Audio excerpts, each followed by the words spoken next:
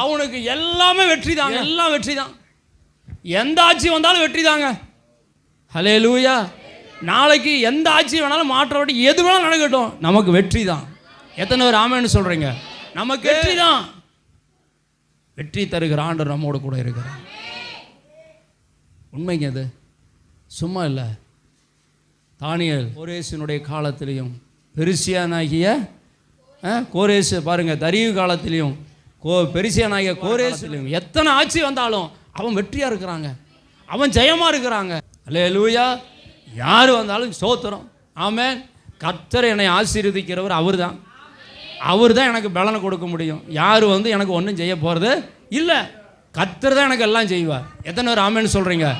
கர்த்தர் நல்லவர், அவருடைய கிருபை என்றும் உள்ளது. அப்போது தானியேல் காரியம் ஜெயமாக இருந்ததுக்கு என்ன சீக்ரெட்?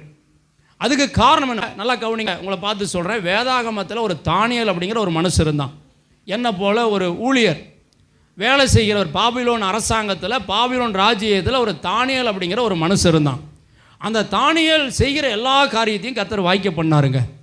அவனுடைய காரியம் எல்லாமே ஜெயமாக இருந்துச்சு, எங்கேயுமே தோல்வியே இல்லைங்க, எல்லாம் ஜெயம்தான். சிங்கக்கவியில் போடுறாங்க, அங்கேருந்து வெளியில் வராரு.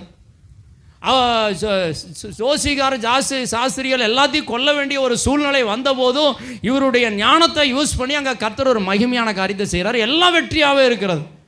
தானியேல் என்கிற ஒரு மனுஷனுடைய வாழ்க்கையில் எல்லாம் வெற்றி.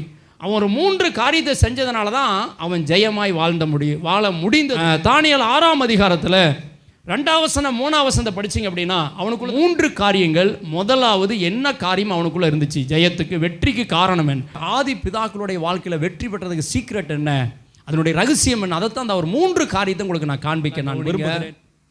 அவன் அந்த பாபிலோன் தேசத்தில் ஜெயமாய் வெற்றியை வாழ்ந்ததுக்கு முதல்ல சீக்ரெட் என்ன தெரியுங்களா? அவன் விசேஷித்த ஆவி உடையவனாய். விசேஷித்த ஆவினா என்ன? எனக்கு அருமையானவர்களே, எல்லாவற்றையும் வெளிப்பாடாய் பேசக்கூடிய ஞானம்.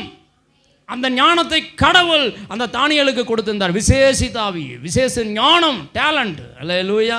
சில பேர் நமக்கு என்னதான் அறிவு ஞானம் சூப்பராக செய்யக்கூடிய இருந்தாலும் நம்ம அவங்ககிட்ட போய் ஒரு ஐடியா கேட்போம்.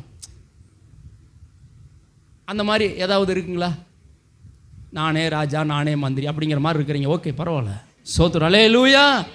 ஆனால் சில காரியத்தை ஆலோசனை பண்ணி செய்கிறது நல்லது.